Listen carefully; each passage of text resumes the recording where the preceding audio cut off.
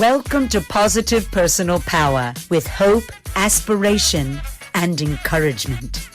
Our goal is to build and enhance people's confidence and strength to handle life's challenges. Now, let me introduce you to your host, Nathaniel Skula.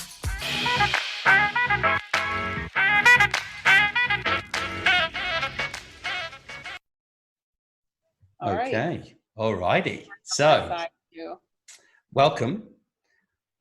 I am very happy, actually, because not only am I joined by Nadia Russo, founder, CEO of Purpose Forward marketing agency Alta Media, but we are joined by Dr. Blake Shusterman. Hope I pronounced your name right. Perfect. Good. I learned that from Stanley Tucci. He does that a lot. He goes like this. And you are South Carolina kidney doctor on a mission to change your butts with your delicious and modern recipes. And I might like to add that I have looked at your website and it did make me hungry. I'm glad to hear that. That's good. Well, that's a good thing. We all want to be hungry for healthier stuff as opposed to the bad stuff. Yes, and it's very difficult. I see all these cakes and ice creams everywhere, and I do like a nice cake. But anyhow, let's get down to it. Tell us about you, Blake. Who are you and what drives you to do what you do? It's kind of a big question, Nat, to start off. Macro,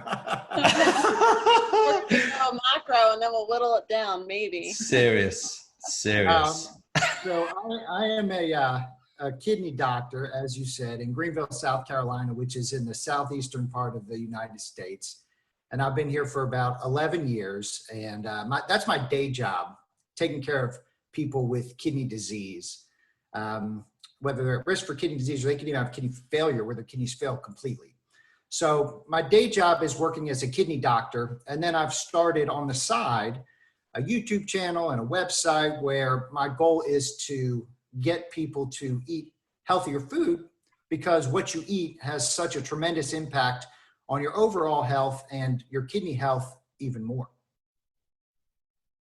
Absolutely. So that's kind of who I am. What drives me? I think I could talk forever about what drives me.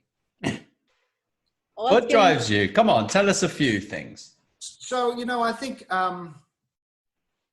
if you get down to it, from as you get older in life, different things drive you along the way. So, you start off, I'm the firstborn child. I am driven, type A personality. What drives me is to succeed in whatever I'm doing.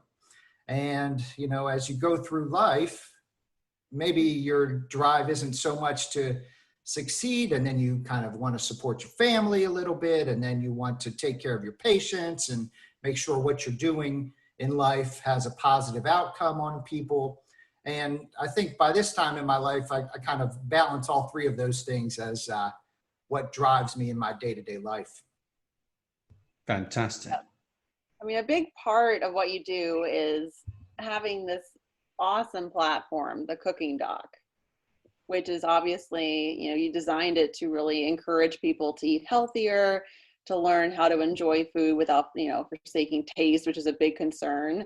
Would you say, what was the impetus for that? Was it a patient of yours that was kind of, or maybe several, going on about how they cannot give up some of their bad foods? What started this movement and this platform? What was the impetus? That was certainly part of it, Nadia. Coming down to South Carolina, and a lot of people don't know what healthy food is, and they don't know how food affects what they eat. How food affects their health overall. And people really do not want to eat food that doesn't taste good. So if you have food that is healthy but doesn't taste good, nobody's going to jump right in and eat that because they think it will be better for their health. So you have to make the healthy food taste good and live up to these kind of Southern standards, or else people won't go that direction. So part of it is exactly what you said, really trying to get people to eat healthier food. And then another part of it was seeing that down here in South Carolina, physicians and the medical establishment wasn't necessarily providing a good example for people on what to eat. So whether or not that's food delivered to people in the hospital that's totally unhealthy, or at the dialysis centers looking and seeing candy and chips and soda served That's to the crazy. patient. Yeah, it's crazy. I mean, how can we expect people to eat healthy food and know what's healthy if we're serving them things that Right. don't fit in those categories? Yeah. Mixed messages. Totally. Nat, I don't know if you know this, but my dad actually has kidney disease. So when I met, like, one of the, I mean, obviously I was like, oh my gosh, like, this is somebody that espouses the advice that my father has started to adopt. You know, he's always been pretty healthy, but there were still some issues, you know, too much cheese, too much red wine, you know, different things. And like could go into the issues of a high potassium diet here, but that would just be going off to sidebar. But Yeah. he recently had a medical appointment, and he was very pleased to learn that he's practically kidney disease free because of eating so well, following a really healthy diet. So it does work, but of course, you know, it's subjective as well because everyone has a different situation. So, you know, do you get some resistance from your patients when you make these suggestions? Or they kind of like, oh, this is going to be gross, like I'll never be able to change? I mean, I think it depends. I certainly get people that say I can't eat anything other than what I've been raised on. But more than that, I think I get people that say, yeah, that sounds like a great idea. I would love to eat in a way that benefits my health. But then, you know, I see them 3 or 6 months later and basically nothing has changed. I think that's more common than anything. People want to do it, but it's really hard if you don't have the tools to succeed. Can I jump in on that? Do you think that it's a lot to do with their environment and not just what they've been brought up on, but actually the people around them? I mean, yeah, I mean, those people that have like the really severe morbid obesity, I mean, that's a whole different side, I think. And there definitely is more than just that one person, you know, going overboard with what they're eating. I think environment plays a huge role. But it's often like, you know, your friends and your family and what's on TV. You're bombarded with advertisements of unhealthy food. Mm-hmm. I drove down the road in one of these rural offices that I work at. I work at a rural office, and then there's a dialysis clinic. And I drove those 2 miles and I counted, and there were 60 fast food options along the side of the highway in those 2 miles. And I think just being in that situation where you can have easy access to unhealthy food, or at the grocery store, thousands of unhealthy items, processed foods just right in your face, it's really hard to find the right things to eat, especially if those are the cheap ones. Shoot, I just had a Big Mac today. Did you really? Do you know what? I really enjoyed it. I haven't had a Big Mac for months, and it was delicious. Seriously.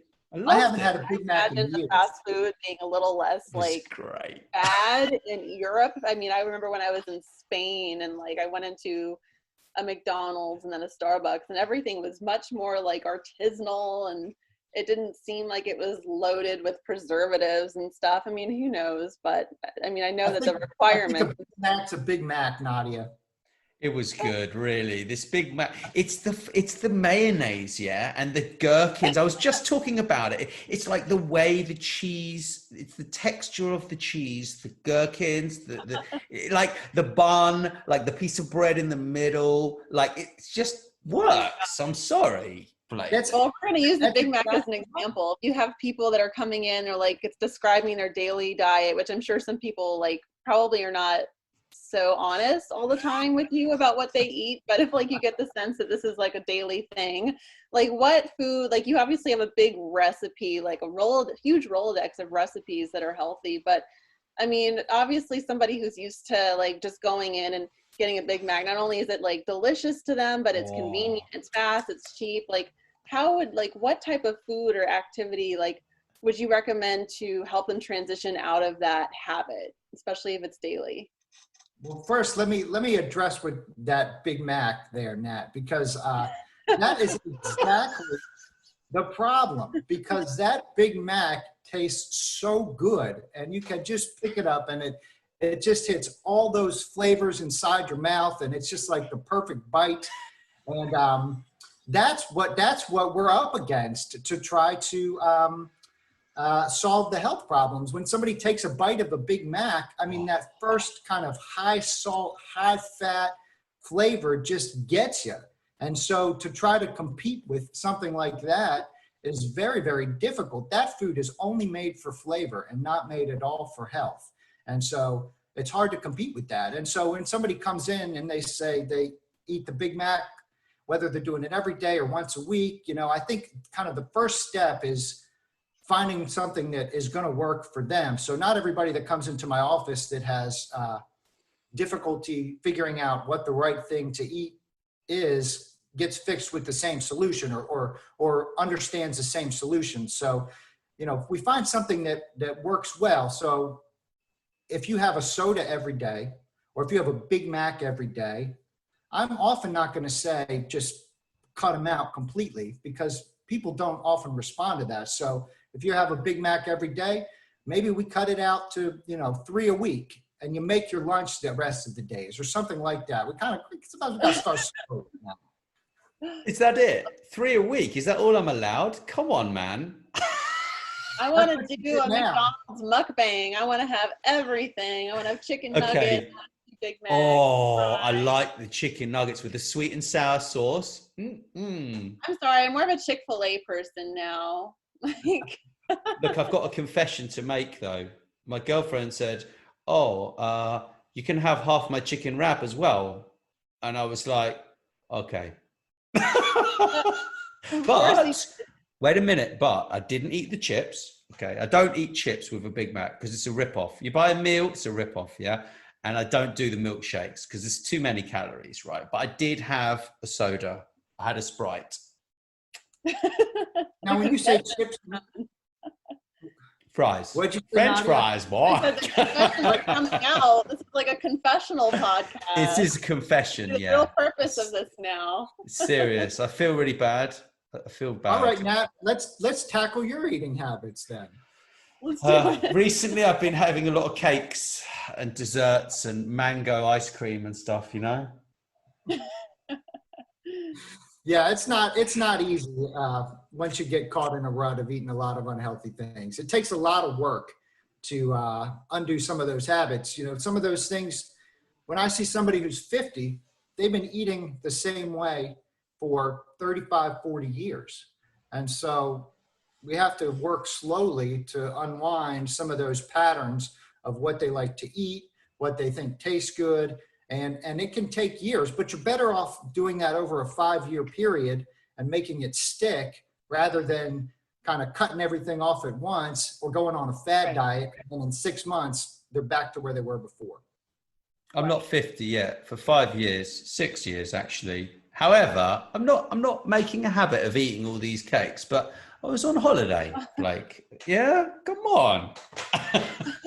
Hey, I got nothing against that. Enjoyment on holiday, I'm all for it. Yeah. So I know you're a positive guy, right? You're a really positive guy, yeah? So I've got a good question for you. We asked this one to everyone. Even actually Stanley Tucci, we didn't ask him because we didn't have these amazing questions at that time. But what? Why should I say? Why does positivity matter to you, Blake? Well, when I think about positivity, first of all, it's much easier to be positive when things are going well, right?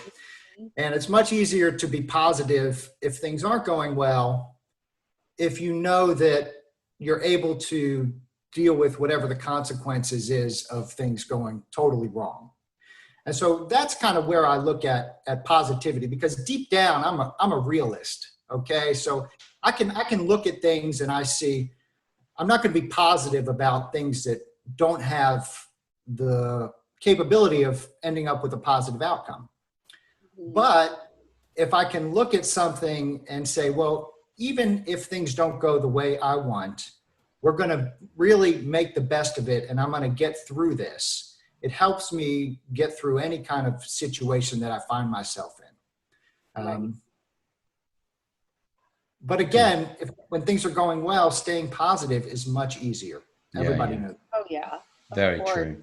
Well, I have a spin-off question on that, because obviously, you know, in your line of work and dealing with people at all different stages of, you know, kidney disease and other issues, like how do you navigate like realism and positivity if you're dealing with somebody that doesn't look like they're you know, the future is not looking very bright based upon like their issue, their situation. Perhaps they're going to have to go to dialysis and it just doesn't look like it's going to be a positive outcome at this point. But so how do you navigate that when you're dealing with your patients?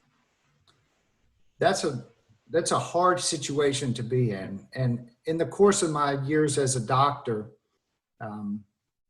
you know, the amount of positivity that my patients can bring to a difficult situation is really, I mean, it's incredibly inspiring. It's mind-blowing the way you can talk to somebody and say that they're going to end up on dialysis and there's not much that I can do. And they will have a period of kind of understanding and maybe tears, but then, you know, they're ready. They say, when the time comes, I'm going to get through it. We're going to work towards a kidney transplant. You know, from my standpoint, I try to focus on how we're going to have quality of life and how your life is going to change with dialysis, but how we're going to focus on the things that are going to be positive in that life, because there are certain things that I can't change. And sometimes when people are developing kidney failure, no matter what I do or no matter what they do, things are just going to end up where we don't want them. And so if we kind of take that as a given, then we can really make the best of being on dialysis or getting a kidney transplant. And people are absolutely amazing in their ability to change their mindset and be positive about a really difficult situation. Yeah, I can imagine it's very tough. My godfather had a heart and 2 kidneys last year. Out in the States, out in California. He's from the UK, but he looks amazing. He said they had him running up and down hills, like it's incredible. Yeah, it's just incredible, really, what you can do now with medicine. But like, you know, your focus on diet is really, really good, really inspirational for people, I'm sure. And so, what is your personal positive superpower? Can luck be a personal positive superpower? Luck? That's a good question. So, I mean, I feel that a lot of the ability for me to be positive in my life comes from, I've really been very lucky. You know, I was born with great parents. I was born in a middle-class family.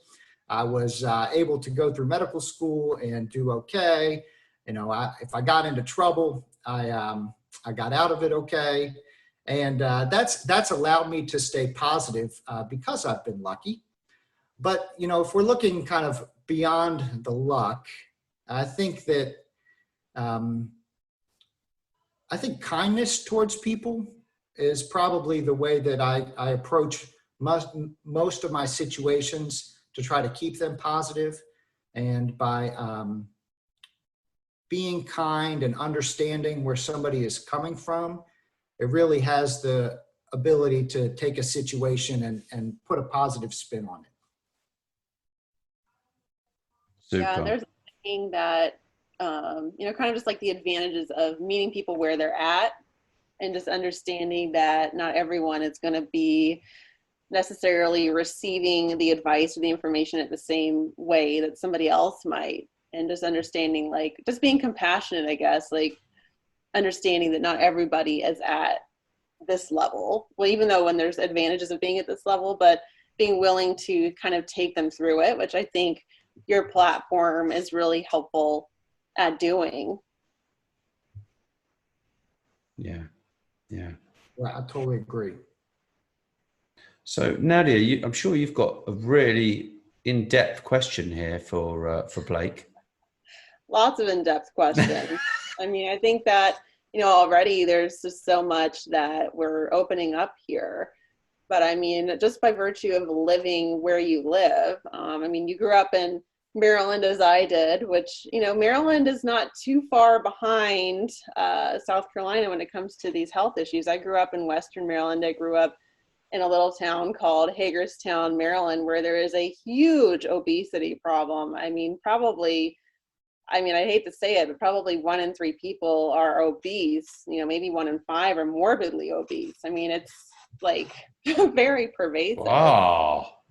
So, I mean, how would you say, like, what do you think the main issue is with America, and particularly these smaller communities? Why is America struggling so hard with food and health? So if you can figure that out for certain, Nadia, I think that's a Nobel Prize answer right there. Right.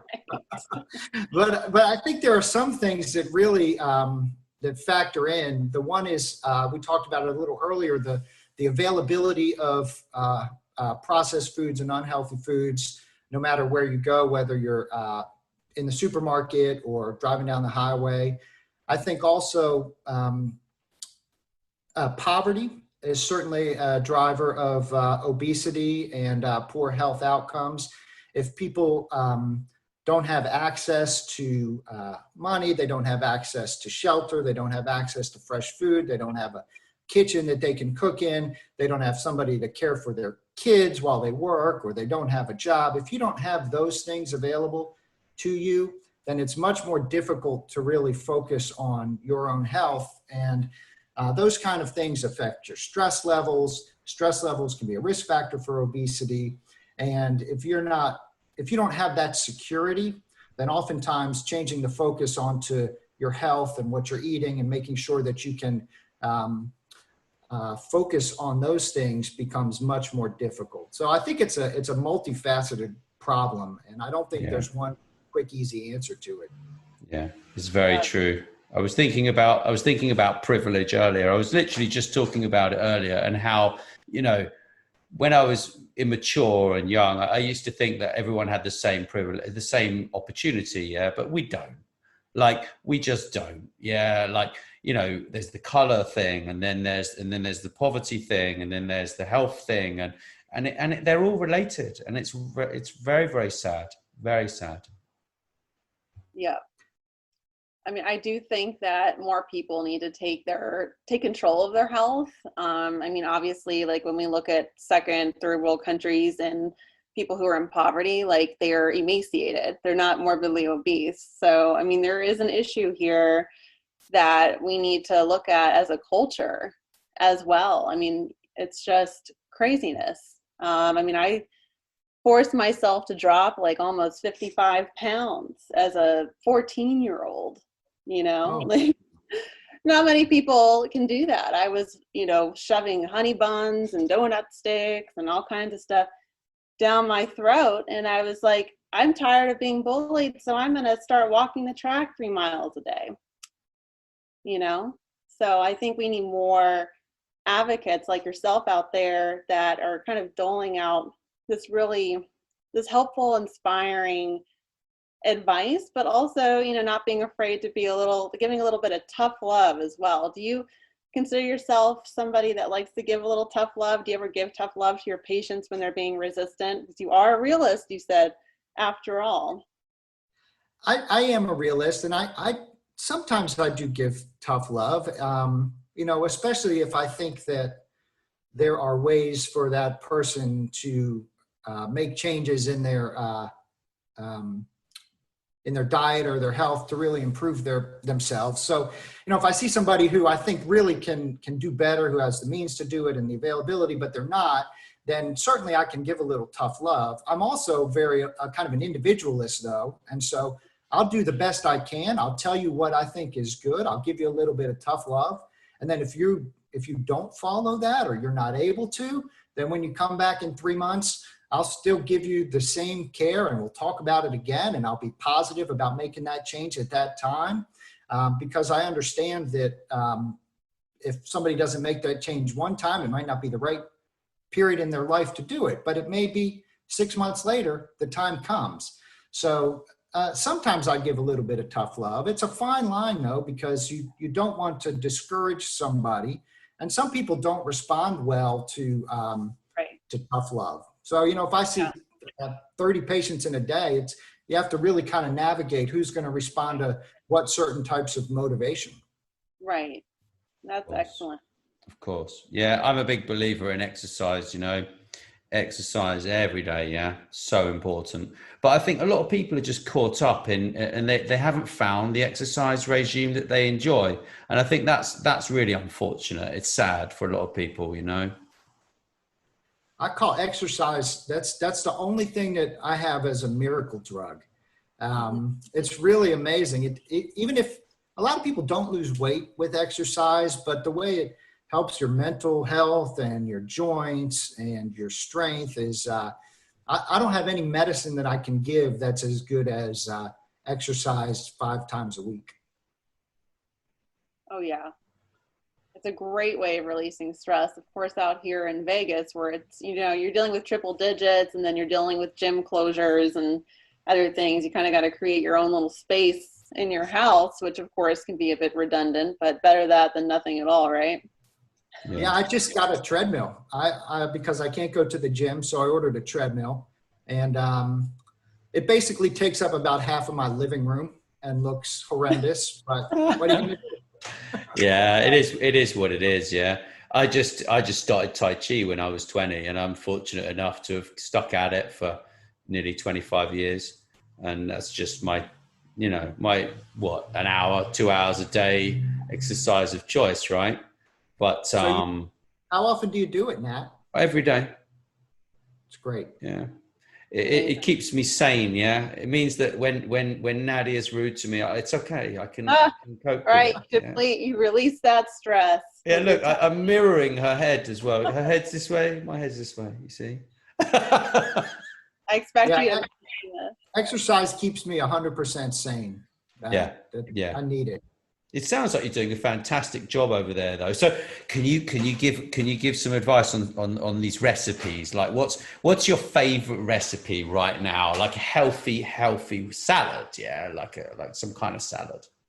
Yeah, so I've been making. You know, it's summer here, so we've got lots of fresh tomatoes and cucumbers, and so I've been making a lot of cucumber tomato salads with a whole bunch of different dressings on them. Some fresh basil. Been experimenting with some new spices, one called sumac. I don't know if you've ever cooked with sumac before. Yeah. No. What is that?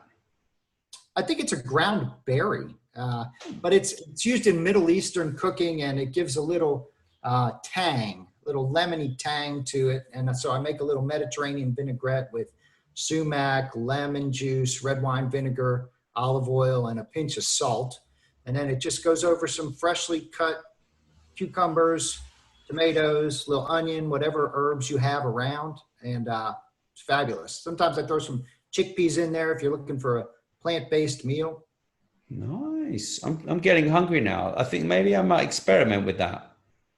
Are you getting hungrier now than you were when we were talking about the Big Macs? Much hungrier, yeah. Because I know there's no goodness in those things, but I enjoyed it. It's a memory, you see. This is what you're trying to break people away from, yeah. Is childhood memories of eating Big Macs, yeah. Because that burger has not changed in however many years, right? Like my dad took me to have a Big Mac when I was like probably 10 years old. He comes from Connecticut, yeah, and he came to America. We even had root beer here in England. Well, when I lived in England, we had root beer there, and he would order the root beer, but unfortunately they stopped serving that. But I'm much hungrier thinking about better quality food, definitely.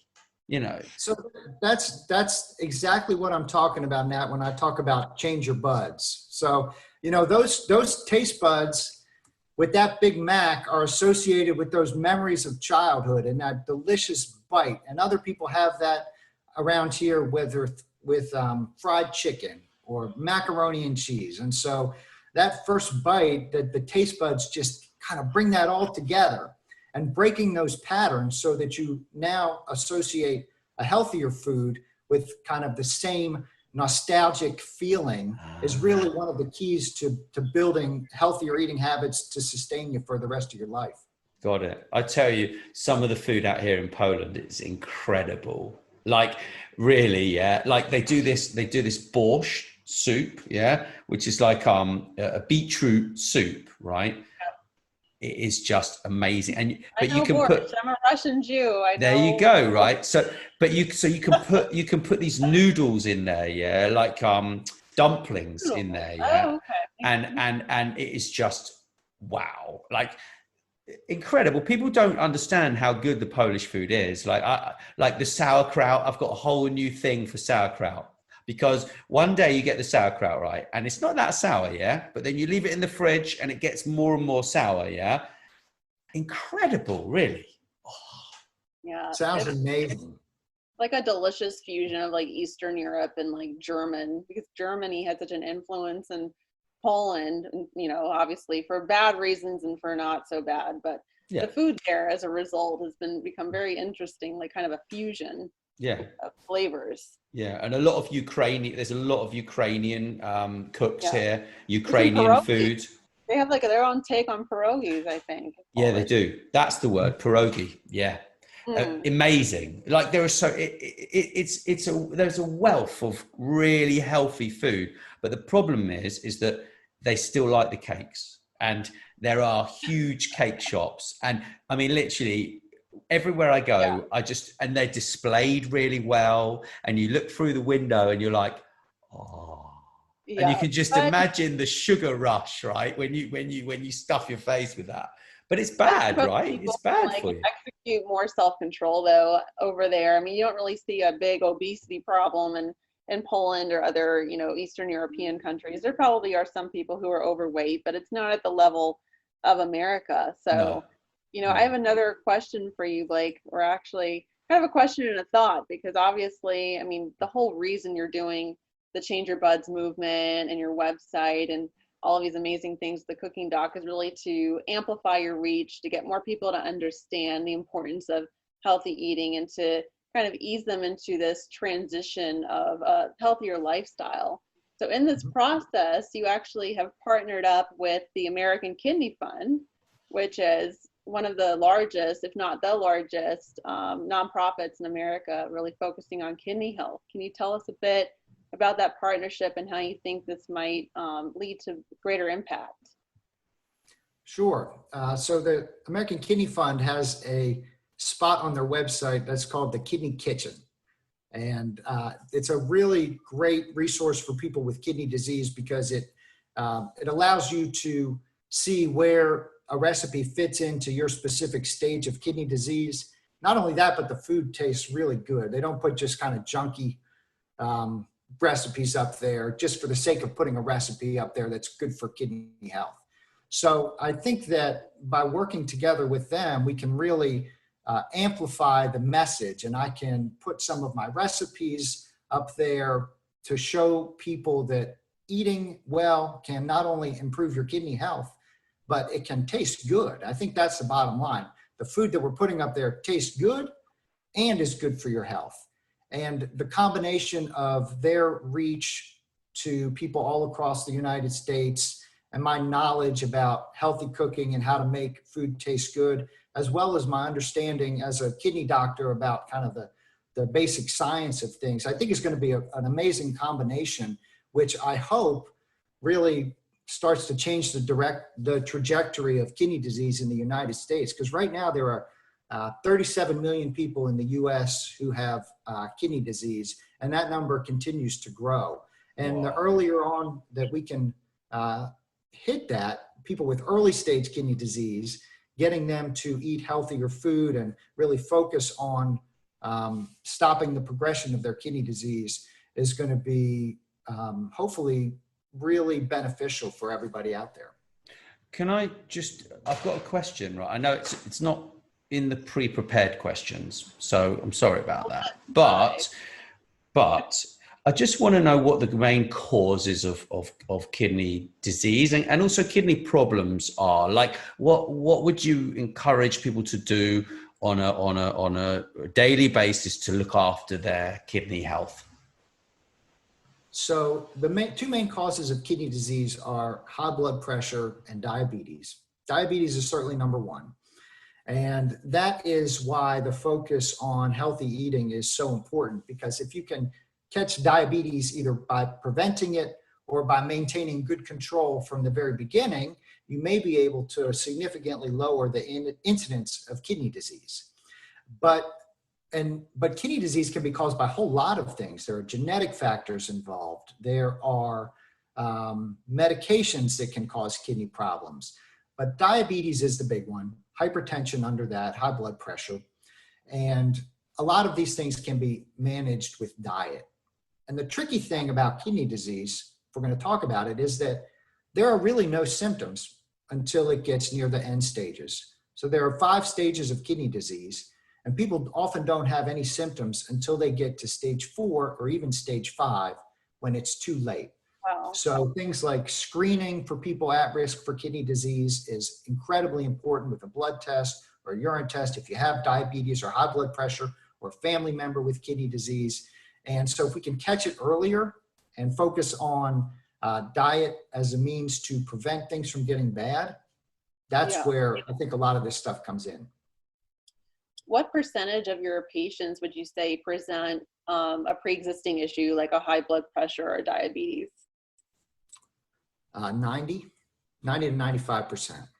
Wow, that is incredible. Wow. I mentioned earlier that my dad is doing really, really well with his kidney disease, and he actually had neither of those pre-existing conditions. So definitely in the minority of sufferers, and perhaps that is why he was able to really kind of self-medicate, if you will, with food at a much easier level perhaps than those who have these other underlying conditions. But I do believe he was at like stage 3 or something like that when he discovered that he had it. And now with his recent testing, they said it's practically like unnoticeable. So that's amazing. And one of the things, Nadia, that I think about people like your dad who have stage 3 kidney disease, which is relatively early on in the progression. But I think about kind of the way I used to handle people with kidney disease like your dad had before I really understood how this stuff works. I saw a patient probably about 8 to 10 years ago, and she was right in the same level where your dad was. And she was looking to me for changes in her diet that she could make to really help kind of either reverse her kidney disease or prevent it from getting worse. And at that time, I didn't have anything to tell her. I basically told her, you eat a low sodium diet and you're good to go. And she fired me. She wanted more than that. She wanted more than that. She was so unhappy with the advice I gave her. And for years, I thought that she was in the wrong. But then kind of as I've learned more about diet and the way it affects kidney disease, I've learned that I should have given her much more than what I gave her. Right. And so it's important. Right. I guess it's so straightforward, like, get on a low sodium diet. What is it called? The DASH? Would you say it's called the DASH diet, or just? That diet was great. Mm-hmm. Yeah. So, but then it's like someone who's doesn't even understand like sodium or like how to identify it or what foods might like naturally carry it or anything. They're just like, oh, what? Like, what do I do? Yeah, but then, so basically, we're talking about two things to attempt to look after your kidneys, right? We're saying diet, exercise, yeah, and with diet, we're talking about drinking a lot of water, and we're talking about keeping the sodium levels, the salt intake low, right? And eating lots of fruits and vegetables and healthy proteins with some carbs and whatever, right? Like it's no more complicated than that. Is that correct? Yeah, so exactly. A couple things on that. One is that what's good for your kidneys, especially in the early stages of kidney disease, is the same thing that's good for the rest of your body. So you eat in a healthy way, just like you said, fruits and vegetables, watch the animal protein, whole grains, those kind of things are great for your kidneys, just like they're great for your heart and your brain and your gut health. So it's very similar. The other thing is when we talk about drinking water, so there's this whole thing out there about drinking 8-ounce glasses of water a day. And you really don't need that for your kidney health. And I see that you're taking a nice little sip of water there. It's perfect. I couldn't help it. That's great. The more we talk. But the key with drinking is to make sure you're drinking mostly water. So it's not necessarily that you need to drink 8-ounce glasses of water a day, but that you don't go for the sugar sweetened beverages as a substitute for those water. That's where people get into big trouble. Okay. That's very helpful. So what about drinking tea? Because we love tea. Tea, good for you, especially unsweetened tea. You know, down here in the south of the United States, they serve iced tea and it's with tons of sugar in it. So that not so much, but regular tea and black coffee, they just keep showing, study after studies of black coffee show that it's good for your health, especially your kidneys. So drink up. That's interesting. So I've heard that the tea actually can replace the water in your water intake. Is that correct? Or do you need water on top of the tea? No, I think for the most part, unsweetened tea, especially if it doesn't have, if it's not one of the really high caffeinated teas, then that water in that tea can certainly hydrate you. You know, I suggest people at least have a couple glasses of plain water a day, but tea is absolutely hydrating. Super. So I've got another question here for you, believe it or not. All right. Let's see.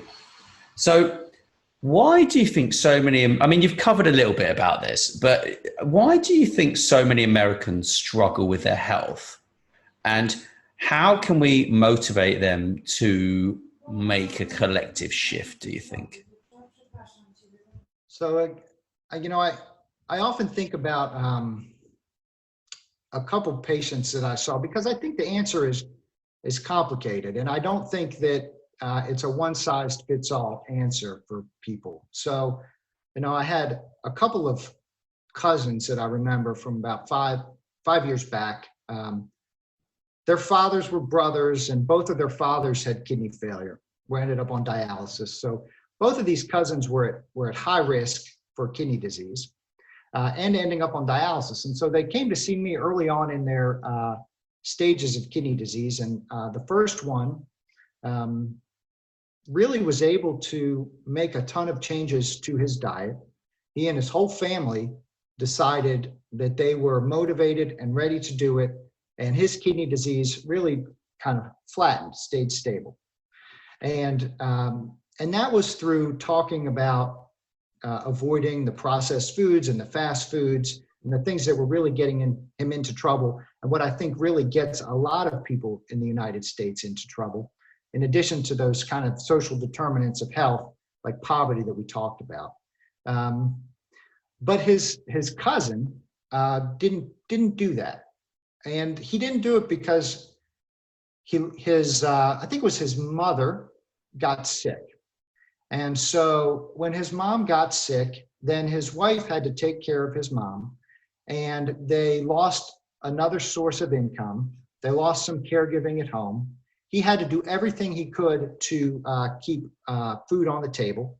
And so he went out and he worked 70 hours a week as a truck driver to support people because he didn't have any other help.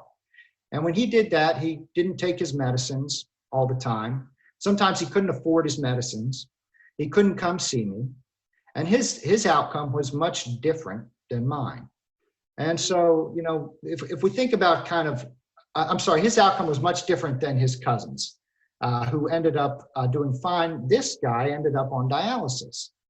And so when we think about the whole United States and really trying to focus on how to make a healthier movement, a healthier change, if we don't change the whole culture where people do not have healthy food kind of put in front of them at an affordable cost, and the time to make the healthy food and the support for their family that they need. I think it's going to be a tough battle, Nadia, and a tough battle, Nat.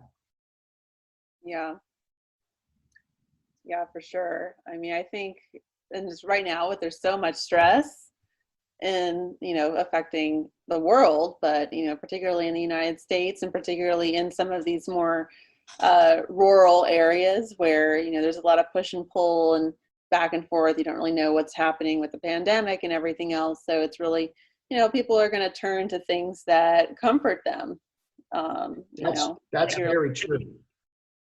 But I wanted to let me say something really positive, because I think that that I have seen people make changes in difficult situations in their diet.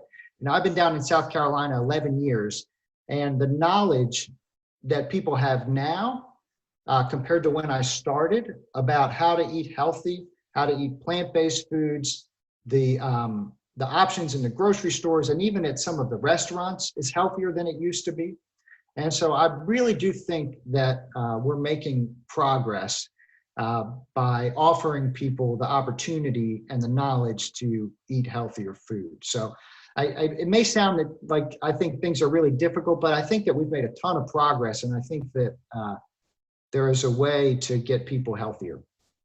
Yep, absolutely. And I think people are willing to open up and try and figure out a way to change, particularly, when you're looking at, when you did a live, for example, with the American Kidney Fund, and just seeing all of the people like asking questions and really enthusiastic about the information you were providing. So I certainly think that you're really on the right track to getting people into a better mindset around food.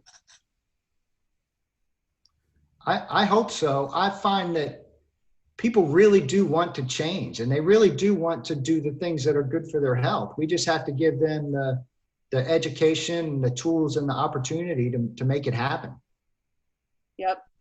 Yeah. What a fantastic purpose you have. I think it's great, really super. Thanks, Matt. Awesome. Well, thank you so much. Do you have any parting words for us, Blake, that you want to leave with the audience about, maybe one action item that someone could implement in their life today to feel a little bit healthier and on a better track with their eating? Sure. So, if you're struggling with how to eat healthy food or what changes to make in your diet, take a step back, and most people can see one habit that is not working for them, whether or not that's stopping at the gas station for breakfast, or stopping at McDonald's for lunch and having a Big Mac, or it's having a donut, or it's having a soda every afternoon. So rather than trying to overhaul everything at once, why don't you pick one of those habits and work on that for the next 6 months and really try to see if you can conquer that one. Find something to substitute for that habit that's healthy. And once you can kick that habit that's making your health go in the wrong direction, then you can have the confidence and know that you have the ability to make even more changes to work on bettering your health over time. Absolutely super. Well, thank you. It's been really, really interesting. I don't think there's enough information about this, and we will drop some links to your website and obviously this movement, this Change Your Buds movement that you're behind, right? And I'm sure Nadia's got a load of links. Yep, absolutely. You want to shout out your website, Blake? Sure. Check out my website. It's thecookingdoc.co. And I've got lots of healthy recipes on there, videos teaching you about how to incorporate healthier habits into your daily life. We usually have a new recipe or a new tip once a week with a video. So make sure you sign up for my newsletter, subscribe to my YouTube channel, also Facebook and Instagram. We'd love to see you on there. I think that we can really help you make a difference. Fantastic. Well, thank you so much. And as Nat said, we'll be leaving all those links for everybody so you can easily find Blake and reach out with any of your questions. Nat, do you have any parting words on your side? No, it's been a pleasure. That's it. Thank you.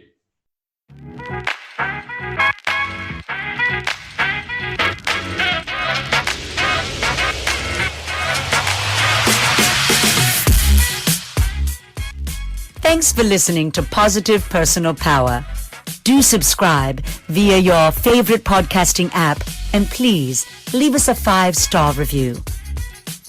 Or sign up on our website, positivepersonalpower.net, for weekly emails and updates, and do share our episodes with your friends and on social media. Feel free to reach out anytime.